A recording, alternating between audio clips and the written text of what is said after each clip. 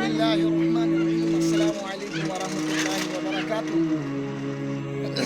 इस वक्त हम यानी कि बदरवा के बहला खिलैनी के इलाके में हैं और यहाँ पर सैर व तफरी करने के लिए बेहतरीन। ये देखिए इस वक्त हमारे साथ जो बच्चे हैं बेहतरीन लुत्फ़ अंदोज़ हो रहे हैं। अभी तो यहाँ फ़िलहाल देखने में नज़र आ रहा है कि काम अभी फ़िलहाल चल रहा है। इसको अभी काम होने के बाद ये जब बनेगा तो बेहतरीन सैर व तफरी के लिए बनेगा।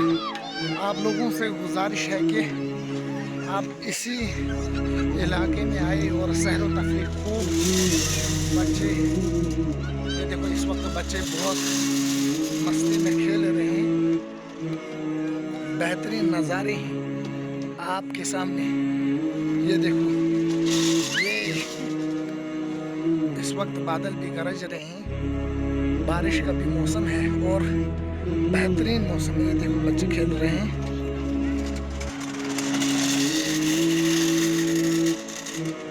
माशाअल्लाह बहुत ही खूब।